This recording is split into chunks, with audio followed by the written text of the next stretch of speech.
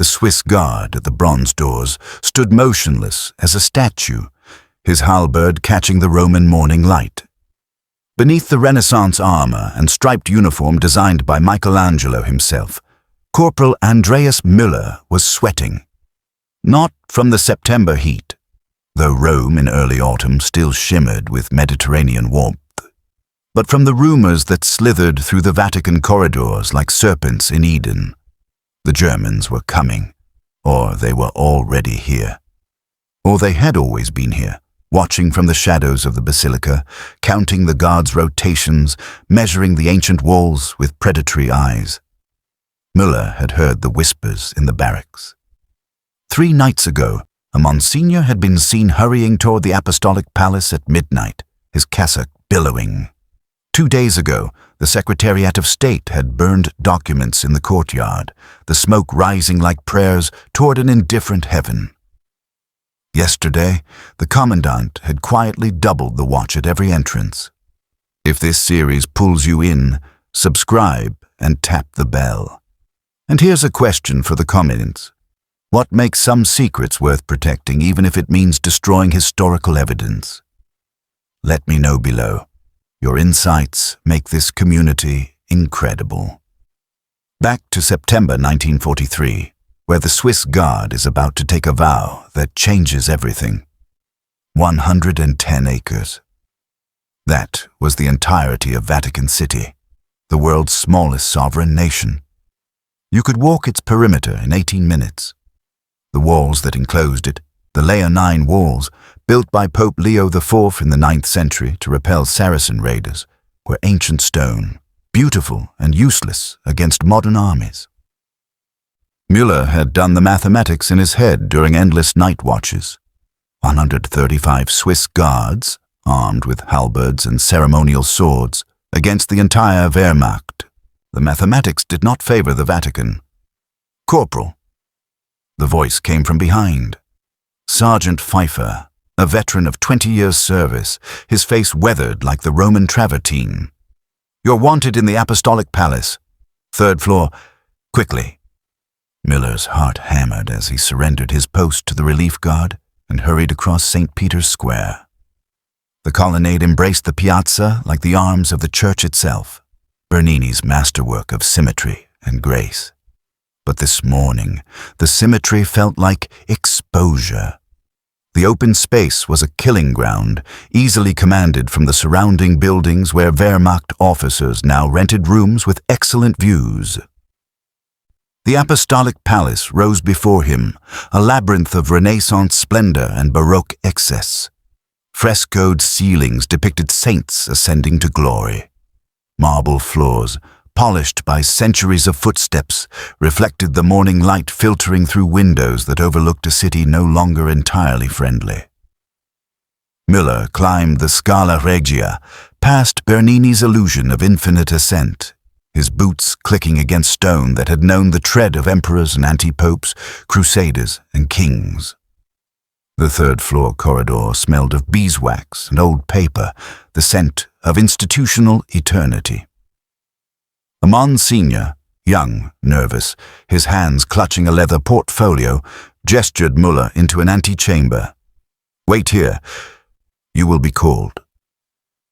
Through the heavy wooden door, Müller could hear voices. German, spoken with the crisp accent of Bavaria. And then another voice, softer, measured, speaking Latin with the precision of a man who had spent decades in diplomacy's careful dance. The door opened. The Monsignor beckoned.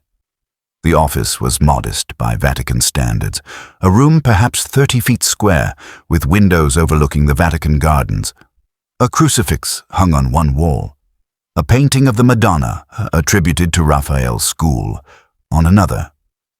Behind a desk of dark walnut sat Pope Pius XII, Eugenio Pacelli, the 260th successor to St. Peter. Müller had seen the Pope before, of course, at audiences, ceremonies, the elaborate choreography of Catholic ritual. But never this close. Never in a room where he could see the intelligence in those dark eyes, the aristocratic precision of features that would have seemed at home on a Roman coin from the age of Augustus. the tension in hands that were never quite still. Pius XII was 67 years old, thin to the point of asceticism, with wire-rimmed glasses and the bearing of a man born to diplomatic intrigue. As papal nuncio to Germany in the 1920s and 30s, he had witnessed the Weimar Republic's collapse and the Nazi Party's rise. As Cardinal Secretary of State, he had helped draft Mitbrennen der Sorge, the 1937 encyclical condemning Nazi ideology. As Pope since 1939, he had walked the impossible tightrope of Vatican neutrality while Europe tore itself apart.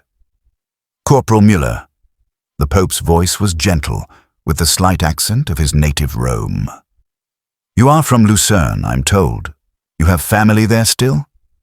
Yes, Your Holiness. Müller's German felt clumsy in this room of polyglots. My mother, 2 sisters. Switzerland remains an island of peace in a continent at war, a blessing and a burden, neutrality. The Pope's gaze drifted to the window. Tell me, Corporal. What do your fellow guards say about our situation? The question hung in the air like incense. Müller understood he was being asked something deeper than the surface words suggested. They say the walls are too low, Your Holiness, that we are too few, that if the Germans come— He paused, searching for words that wouldn't sound like defeat. That we will do our duty, but that duty may not be enough. Honesty, a rare quality and valuable. Pius XII steepled his fingers.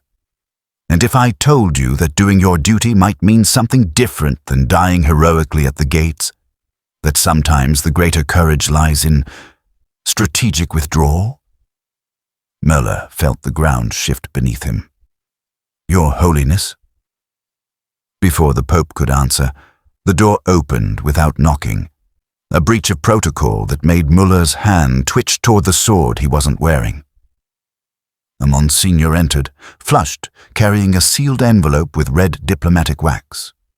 Forgive the interruption, Holy Father, from Ambassador Weizsäcker. He says it is urgent. The Pope took the envelope, broke the seal, read. Müller watched the pontiff's face, the diplomatic mask, and saw something flicker behind the eyes. Recognition. Thank you, Monsignor Montini. The Pope's voice remained steady. Please inform the Secretariat of State that we will convene this afternoon. All senior staff. When Montini had gone, Pius XII walked to the window. Outside, a gardener trimmed hedges in perfect geometric calm. Routine in a city holding its breath. Corporal Müller, what I am about to tell you is known to very few. The Swiss Guard must prepare for the possibility of an incursion. Not immediately, perhaps not at all. But our sources suggest that certain elements in Berlin are considering actions against Vatican sovereignty. Translation: they may be planning to invade. The Guard will defend you, Holy Father, to the last man if necessary. Yes. The Pope turned, and for a moment the mask slipped. Müller saw exhaustion, impossible choices weighing down one man. To the last man, that is precisely what concerns me. Pius XII unlocked a drawer, withdrew a leather journal filled with multilingual notes. I keep records, Corporal. Conversations, intelligence, decisions made and deferred. Someday, when this war ends, these records may explain choices that seem inexplicable, silences that seem like complicity. He closed the journal. I'm told by some that silence is cowardice, by others that speaking will make things worse, by realists that our sovereignty exists only because Hitler has chosen not to violate it, and by optimists that God will protect his church. Which do you believe, Holy Father? The Pope smiled faintly. I believe God expects us to use the intelligence he gave us, that faith without works is dead, but works without prudence are destructive, and I believe we are about to discover the true value of neutrality when men with tanks decide to test it. A clock chimed. The bells of St. Peter's answered, their bronze voices rolling over a city that had endured empires, invasions, plagues, and rebirths. Rome abided. But could the Vatican? Corporal Miller left the apostolic palace with a new weight on his shoulders, heavier than any armor. He understood now the Swiss Guard might be called upon not to die heroically, but to do something harder, to endure, to witness, to survive, so that one day someone could testify to what had happened in those desperate days when the marble fortress stood surrounded, and its ancient walls suddenly felt as fragile as prayer. The Vatican knows.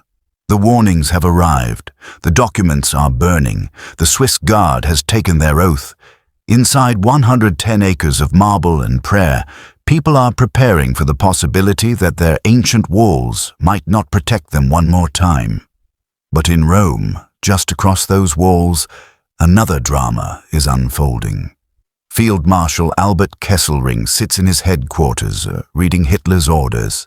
Invade Vatican City, kidnap the Pope, transport him to Germany, and Kesselring, decorated German general, loyal officer of the Wehrmacht, faces a choice that will define not just the Vatican's fate, but his own soul. The next chapter reveals what happens when a career soldier receives an order so catastrophic that even military obedience has limits. And if you haven't subscribed yet, what are you waiting for? Hit that red subscribe button and the notification bell so you don't miss what happens next. The best conversations happen in the comments. Thank you for watching. The story is just beginning.